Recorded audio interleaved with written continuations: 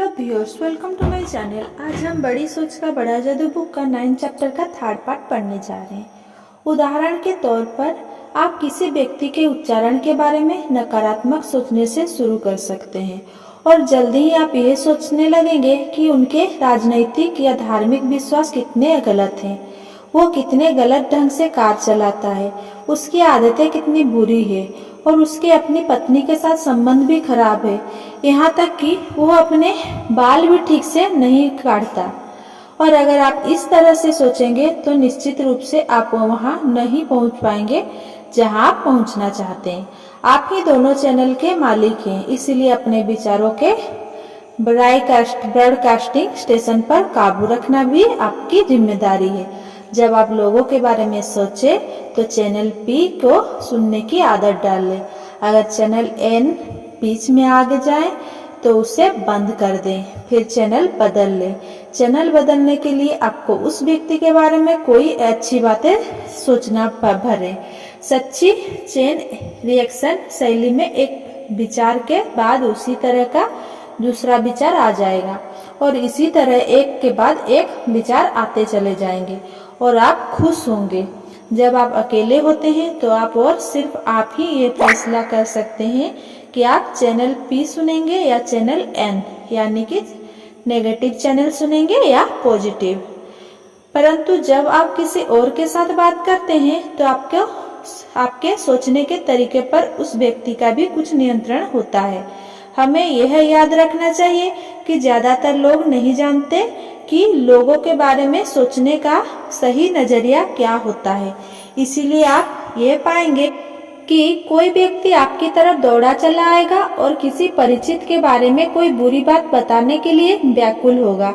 आपका सहकर्मी दूसरे कर्मचारी की आपत्तिजनक बातें बता सकता है।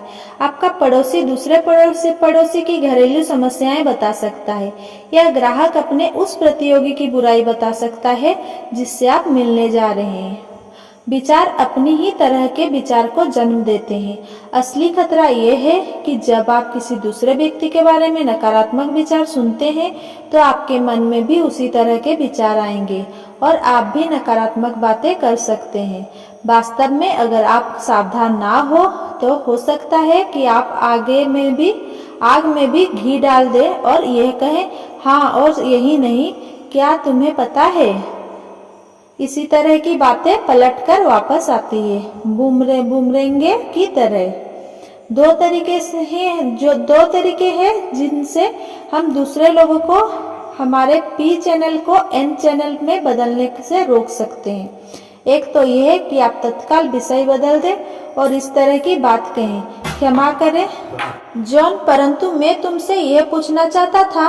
दूसरा तरीका यह है कि आप वहां से इस तरह की बात कहकर चल दें, अभी मैं जल्दी में हूँ या मुझे एक जगह पहुँचना है और मुझे पहले ही देर हो चुकी है, अब मुझे चलना चाहिए। अपने आप से एक वादा करें, दूसरों को इस बात की अनुमति न दें कि वे आपके चिंतन पर नकारात्मक प्रभाव डालें।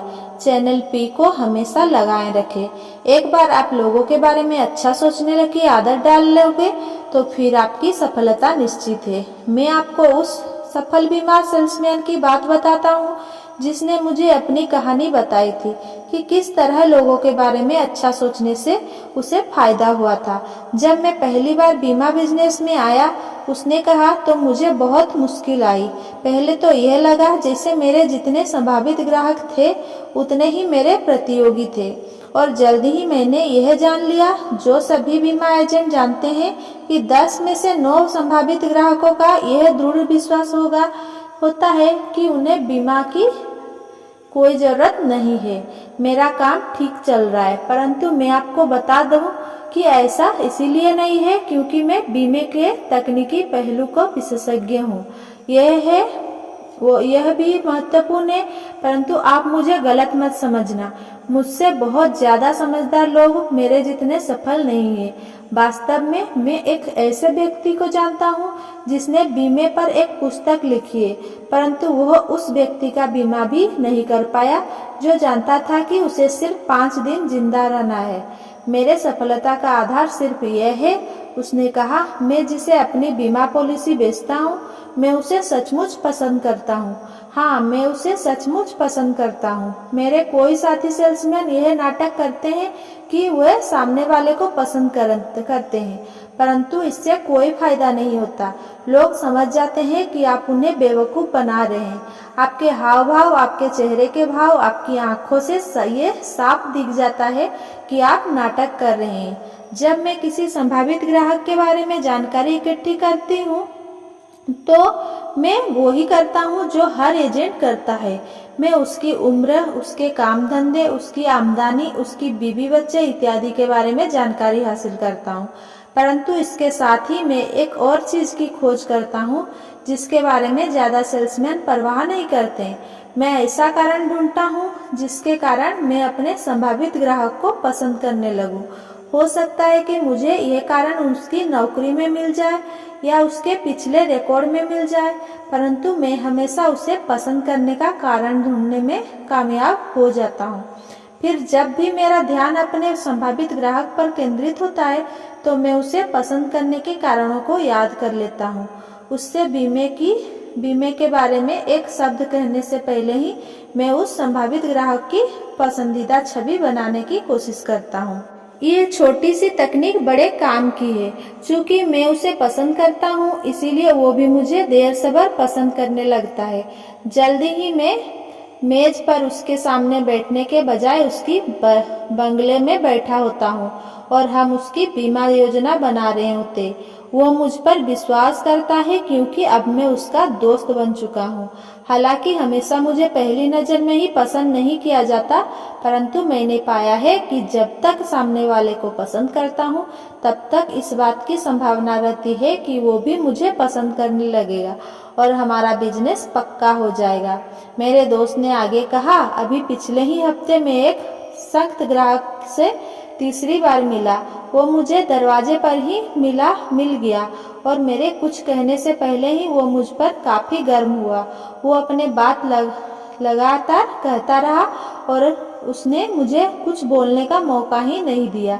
आखिरकार उसने अपनी बात यह कहते हुए ख़त्म की, अब मैं आपकी सूरत भी नहीं देखना चाहता। जब उसने इतना कह दिया तो मैंने उसकी आंखों में 5 सेकंड तक देखा और फिर सच्चे दिल से धीमे से कहा, परंतु मिस्टर एस, मैं तो आज आपके दोस्त की हैसियत से मिलने आया हूँ और कल ही उसने मुझसे $10,000 की पॉलिसी खरीद ली। सालपोक को शिकागो का अस्पताल किंग कहा जाता है।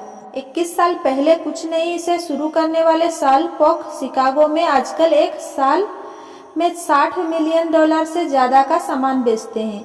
सालपोक अपने बिजनेस की सफलता का श्रेय खरीदारों के प्रति उनके व्यवहार को देते हैं। वे कहते हैं, ग्राहकों के साथ उसी तरह से बर्ताव करना चाहिए जैसे वे हमारे घर आए मेहमान हो। क्या यह लोगों के बारे में सोचने का सही नजरिया नहीं है? और क्या हम इस सफलता के उस फॉर्मूला को अपने जीवन में नहीं उतार सकते? ग्राहकों के साथ उसी तरह का बर्ताव करें जैसे वे आपके घर आए मेहमान हो।